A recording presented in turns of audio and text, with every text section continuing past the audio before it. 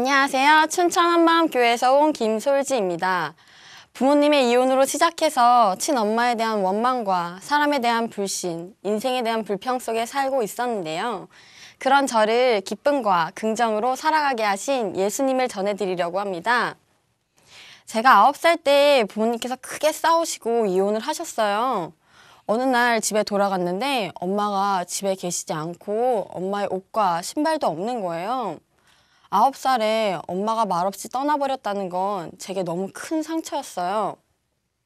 하루는 학교에 갔는데 선생님께서 불러내시더니 아주 조심스럽게 솔지야, 부모님께서 이혼하셨니? 하고 물어보시는 거예요. 저는 그 자리에서 대답도 못하고 그냥 엉엉 울어버렸어요. 제 마음속에 있는 상처를 후벼 파시는 것 같더라고요. 학부모의 날, 운동회, 불우한 아이들에게 상품권을 지급하는 날은 저를 더욱더 우울하게 했어요. 그러다가 몇 년 뒤에 새 엄마를 맡게 되었는데요. 아빠가 좋아서 한 재혼은 아니었어요. 아주머니는 아빠의 돈을 마구 쓰시고 또 술주정이 너무 심해서 한 2달 정도 살다가 헤어졌어요. 하루는 방에서 자고 있었는데요. 밖에서 소리 지르고 부딪히고 하는 소리가 나는 거예요. 그래서 동생이랑 딱 나갔는데 아주머니는 술이 취해서 아빠의 팔을 물고 있었고 아빠는 아주머니를 밀치고 있었어요. 아빠 팔에는 이미 이빨 자국과 손톱에 핥힌 자국들이 여러 개나 있었어요. 저는 너무 충격을 받고 서 있었는데요. 아주머니가 저희를 탁 보시더니 너네 죽여버릴 거야 하고 소리 지르면서 막 달려오시는 거예요. 저는 그날 제가 정말 죽는 줄 알았어요. 다행히도 아빠가 막아주셔서 도망 나올 수 있었는데요. 그날 울면서 할머니 집으로 도망갔던 기억이 아직도 생생해요. 그러다가 어느 날 아빠가 친엄마를 만나러 제주도로 가겠다고 하시는 거예요. 그래서 따라갔는데 엄마를 보면서 반갑기도 했지만 밉기도 했어요. 그리고 헤어지는 마지막 날 엄마가 얼마 후에 돌아갈게 하고 약속을 하시는 거예요. 저는 그때 나도 이제 엄마랑 아빠랑 같이 사는구나 하는 생각에 너무 기뻤어요. 그런데 엄마는 또 돌아오지 않으셨습니다. 그렇게 다시 한번 배신을 당하니까 친엄마에 대한 원망이 더 커졌어요. 그리고 그때부터는 저 사람은 엄마도 아니다 하는 생각이 들면서 엄마라고 부르고 싶지도 않더라고요. 그래서 저는 엄마를 그 사람, 그 여자라고 부르기 시작했어요. 이런 일을 겪다 보니까 우리 집은 왜 이러나 하는 생각이 들고 다 엄마가 우리를 버렸기 때문에 우리가 이렇게 살고 있는 거라고 생각을 했어요. 그리고 친엄마도 새엄마도 다 떠나니까 사람에 대한 불신이 생기더라고요. 어느 순간부터 저는 사람을 만나면 저 사람도 언제 어떻게 배신할지 몰라. 친엄마도 버리는데 남들이라고 오죽하겠어? 하고 생각하는 사람이 되어 있었어요. 또 자살이라는 게 뭔지도 잘 모를 때였는데요. 죽고 싶다는 생각이 자꾸 드는 거예요. 그래서 벽에다 머리를 세게 박으면 머리가 깨져서 죽을 수 있을까? 하는 생각에 벽에다 머리를 쾅쾅 박아대기도 했고요. 집 옥상에 서 있거나 아파트 옥상을 보면서 저기서 떨어지면 한 번에 죽을 수 있을까? 하는 생각을 했어요. 또 선풍기가 세게 돌아가는 모습을 보면 저기다 머리를 넣으면 머리가 망가질까? 하는 생각까지 했습니다. 이렇게 살고 있었는데요. 제가 6학년 때 술과 담배와 우울에 쩌들어 있던 아빠가 이상해지기 시작했어요. 아빠가 맨날 복선씨, 복선씨 이러시는 거예요. 그리고 어느 날은 저희를 앞에다 탁 앉혀놓더니 아빠가 사랑하는 사람이 있는데 그 사람 없으면 아빠 죽어 이렇게 말씀하시는 거예요. 저는 뭐라 할 말이 없어서 네 하고 대답을 했어요. 아빠가 얼마나 복선씨 복선씨 이러시는지 하루는 쌍둥이 동생이랑 미술놀이를 하려고 동생에게 뭘 만들까 하고 물어보는데 복선씨가 생각이 나는 거예요. 그래서 저희는 복선씨 글씨를 만들어서 싱크대 수도에 붙여놓기까지 했어요. 아빠가 하도 좋아하시니까 복선씨 글씨 만들어놨다고 가서 보라고 막 그랬어요. 아빠가 그토록 외치던 복선씨가 지금 저의 어머니신데요. 저한테는 3번째 엄마죠. 엄마는 처음부터 저에게 너무나 잘해주셨어요. 그리고 엄마한테는 큰 아들과 딸이 있었는데요. 오빠 언니도 너무 착하고 저희를 너무나 잘 챙겨줬어요. 언니는 누군가에게 저희를 소개시켜 줄 때 내 친동생이야 하고 당당하게 소개시켜 줬어요. 저는 그때 너무 감동을 받아서 언니를 졸졸 따라다니기도 했어요. 그런데요, 제 마음 한 구석에는 이 사람들에 대한 불신이 항상 자리 잡고 있었어요. 이전에 만났던 두 번째 엄마도 처음에는 잘해주시고 또 저희 보고 딸이라고 하시고 또 그 아주머니께도 고등학생 딸이 있었는데요. 그 언니도 저희 보고 동생이라고 하면서 잘해줬었거든요. 그런데 결국은 다 떠났잖아요. 그때 받았던 상처가 마음 깊숙이 자리 잡고 있으니까 지금 당장 내게 잘해준다고 해도 이 사람들이 언젠간 날 떠날 것이란 생각을 버릴 수가 없었어요. 그래서 저는 엄마를 보면서 저 여잔 얼마나 갈까? 저 여잔 어떤 여자일까? 저 여자도 언제 떠날지 몰라 하고 경계했어요. 그런데 엄마는 5달이 돼도 6달이 돼도 떠나지를 않으시는 거예요.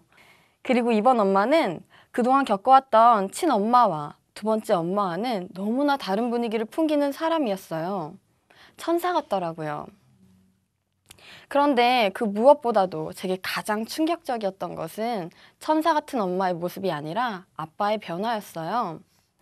제가 기억하는 아빠는 술과 담배에 쩌들어 있고 막노동을 하시는 분이라 옷도 항상 허름하시고 또 한 번 화를 내시면 정말 위협적으로 화를 내셨던 분이셨어요.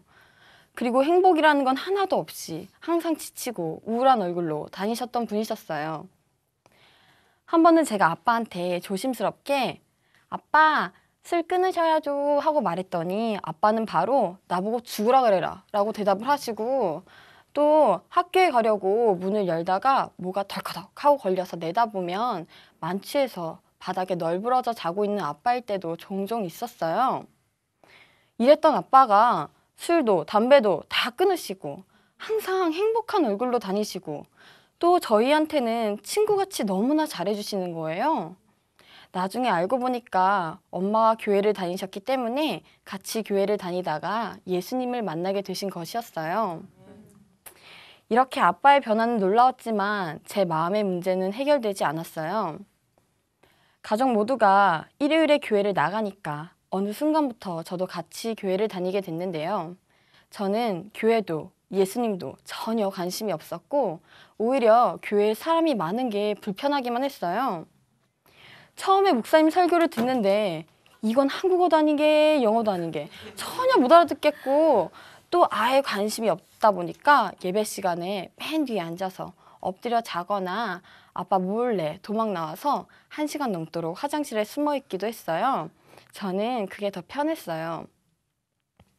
그렇게 1년 넘게 교회를 다니다가 중2 여름방학 때 청소년 여름 수련회에 참석을 하게 되었어요.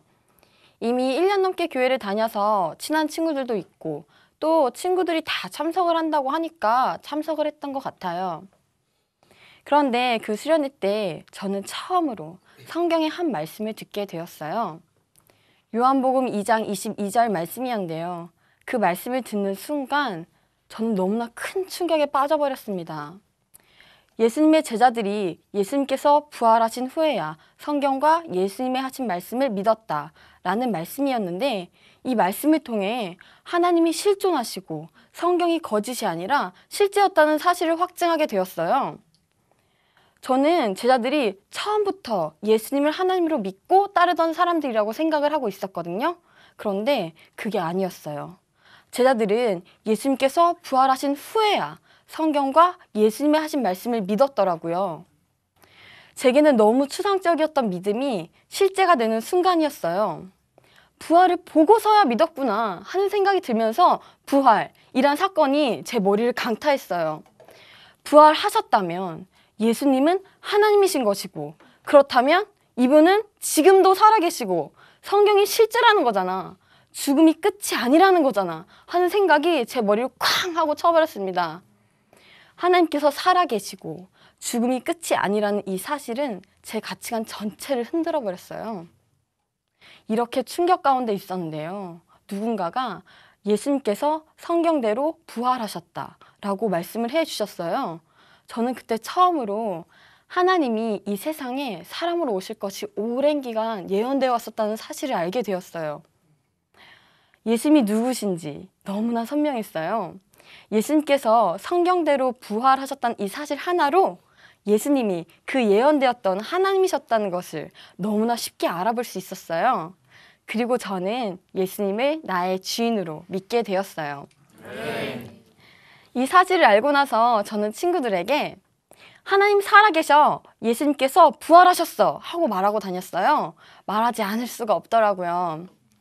그리고 제 마음에 있었던 불평이 온데간데 없이 사라져버리고 제 마음에는 기쁨만이 가득 차버렸어요. 기뻐하려고 노력하지 않아도 예수님 생각하고 하나님께서 살아계신다는 생각만 하면 너무너무 기뻐서 미치겠는 거예요. 어느 순간부터는 사람들에게 긍정적인 성격을 가졌다라는 말을 듣게 되었어요. 고등학생이 되어서는 공부도 열심히 하고 항상 최선을 다해서 졸업할 때 성적이 우수하고 항상 긍정적인 자세로 맡은 바 책임을 다하여 다른 사람의 모범이 된다 라고 적힌 국회의원 표창패를 받으며 졸업을 하게 되었어요. 하나님께 너무나 감사했어요. 제 안에 있는 긍정 에너지의 근원은 오직 예수 그리스도였기 때문이에요. 또 잊을 수 없는 기억이 있는데요. 저희 집은 날이 갈수록 경제적으로 점점 더 어려워지고 있었어요. 있던 돈을 다 쓰고 집, 차, 엄마 폐물까지 다 팔게 되었어요. 그러다가 고3 때 빚을 갚지 못해서 결국 사건이 터지고 말았어요. 저는 당시 대학에 가려고 열심히 공부를 하고 있었는데요.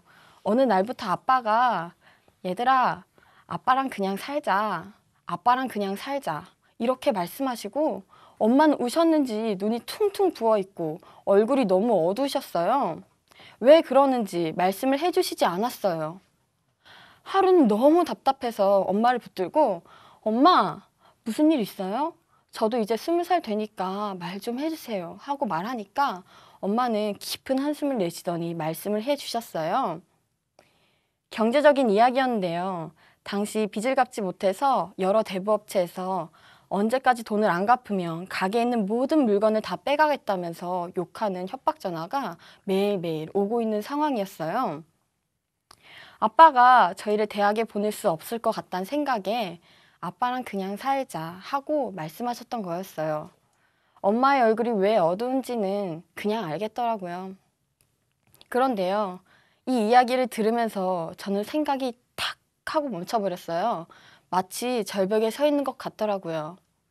제가 자세한 건 모르지만 저희 집이 많이 어렵다는 사실을 알고 있었기 때문에 지금 이 상황을 어떻게 해결해야 할지 전혀 답이 보이질 않았어요. 그냥 대학이고 꿈이고 뭐고 일단 어디든 가서 돈부터 벌어야 하겠다는 생각밖에 들지 않았어요. 현실 앞에서 꿈이 무너진다는 게 이런 거구나 싶었어요. 그런데요, 이때 정말 뜬금없이 사람이 죽음 앞에서 이렇겠구나. 자신의 의지와 상관없이 모든 것을 다 잃어버리겠구나 하는 생각이 스쳐 지나가면서 아, 내가 죽는구나. 그런데 그 후에 내가 전능자를 만나겠구나 하는 생각이 드는 거예요. 이 세상에 있는 모든 것이 다 지나가고 하나님께 속한 것만이 영원히 남다는 그 말씀이 제게 실제가 되는 순간이었어요. 아, 영원한 것! 이란 감탄이 마음에서 터져 나왔습니다. 남들이 저희 집에 대해 이야기할 때 참 어려운 집이라고 표현을 하고 실제 저는 학교를 돈을 지원받으면서 다녔고 또 돈이 드는 신청서들에는 항상 불참으로 표시해서 제출할 수밖에 없었기 때문에 저는 제가 가진 게 아무것도 없다고 생각을 하고 있었거든요. 그런데 그게 아니었어요. 전능자와 함께 있는 제가 엄청난 부자였어요. 엄마는 앞에서 울고 계시는데 제 마음에서는 이 가난을 제게 허락하신 하나님께 감사하는 마음이 가득했고 또 돈이 없는데 빚 갚으라는 전화를 받고 있는 이 상황에서 돈 많은 빌 게이츠가 내 눈앞에 나타나도 부럽지가 않겠다 하는 생각을 하고 있었어요. 왜냐하면 그 사람이 소유하고 있는 재산은 곧 사라질 것들이고 제 안에 계신 예수님은 영원하신 분이라는 사실이 보였거든요. 이때부터 가난이라는 환경은 제게 감사할 수밖에 없는 경험으로 자리 잡게 되었습니다. 그 이후 저는 아빠에게 아빠, 가난을 주셔서 참 감사하지 않아요? 내가 가진 게 있었으면 영원한 것을 보지 못했을 텐데 아무것도 가진 게 없어서 영원한 것을 볼 수 있었잖아요. 썩어질 것을 향해 살 뻔했는데 영원한 것을 보여주시니 너무 감사해요 라고 종종 대화하곤 했어요. 아빠도 가끔 솔지야, 가난을 주셔서 참 감사하지 않냐? 아빠한테 가난은 연단의 과정이었어 라고 말씀하시기도 하시고 요즘은 전화를 하셔서 잘 지내냐? 영원한 게 보인다. 잘 지내라. 이러고 그냥 뚝 끊으시기도 하세요. 저는 절벽 앞에서 소망이 생기는 것 같았어요. 그때 하나님께 하나님, 가난을 주셔서 감사합니다. 앞으로 어떤 상황이 와도 주님만 함께 해주시면 그걸로 충분합니다. 주님 때문에 저의 잔이 넘칩니다 하고 감사하는 기도를 드렸어요. 또 이런 환경 속에서 주님은 저희 가족이 싸우지 않고 믿음으로 이겨나갈 수 있게 해주셨는데요. 보통 재혼을 할 때 이전보다 더 행복하려고 재혼을 하잖아요. 만약 저희 가정과 같이 재혼 가정에다가 경제적 어려움이 딱 닥치면 내가 이 고생하려고 재혼한 줄 알아? 하면서 막 싸우다 결국 파탄 나잖아요. 그런데 예수님이 저희의 주인이 되어 주시니까 가난 속에서도 하나 되어서 이겨나갈 수 있게 되더라고요. 이렇게 행복하게 살고 있었는데요. 제 마음에는 해결되지 않는 또 한 가지 문제가 있었어요. 바로 친엄마에 대한 원망이었어요. 엄마를 잊고 살 때에는 아무렇지도 않은데 친엄마에 대한 소식이 제 귀에 조금이라도 들려오면 속에서 분노가 치밀어 올랐어요. 엄마를 용서하려고 기도도 하고 말씀도 묵상해보고 이해하려고 하고 온갖 노력을 다하면서 발버둥을 쳐도 생각만 하면 속에서 0.01초 만에 분이 머리부터 발끝까지 채워져 버렸어요. 하루는 저의 개인 홈페이지에 친엄마께서 글을 남겨놓으셨는데요. 글의 내용은 저를 낳았을 때 기분이 어땠고 그때 날씨가 어땠고 등등 이런 내용이었어요. 그런데 저는 그 글을 보는 순간 너무 화가 나서 말없이 떠날 땐 언제고 우리를 꼴통이다 뭐다 하면서 욕할 땐 언제고 이중적인 인간 하면서 속으로 막 욕을 하고 있었어요. 그리고 며칠 후에 예배를 드리러 갔는데요. 목사님께서 사람의 인생을 잡고 있는 배후 세력에 대한 말씀을 하고 계셨어요. 그 말씀을 듣는데 갑자기 친엄마가 생각이 나면서 엄마의 인생 전체를 잡고 있었던 마귀가 있었다는 사실을 알게 되었어요. 그리고 한 영상이 머리에 그려졌는데요. 하나님께서 엄마를 꼭 끌어안고 계셨고 저에게는 미워하는 것은 살인이다 라고 말씀을 하시는데 저는 마음이 무너져 내렸습니다. 하나님께서는 한 영혼을 살리기 위해 생명을 버리시는 분이시잖아요. 그렇게 하나님께서 엄마를 살리려고 하고 계시는데 저는 마귀 편에 서서 엄마를 죽이고 있었던 거예요. 하나님께 회개할 수밖에 없었습니다. 신기하게도 회개하고 나서 제 마음에 있었던 원망과 상처가 다 사라져버리고 엄마를 마음에서 완전히 용서하게 되고 엄마에 대한 긍휼한 마음이 부어졌어요. 10년 넘게 원망했던 그 원망이 순식간에 사라져버리는 것을 보고 저는 너무 놀라서 지난날 엄마를 미워했던 생각들을 다 끄집어내서 생각하고 또 생각하고 그렇게 일주일을 생각해 봤는데요. 제 마음에서 분노는커녕 엄마가 부활하신 예수님을 만나서 행복하게 사셨으면 좋겠다 하는 마음만 드는 거예요.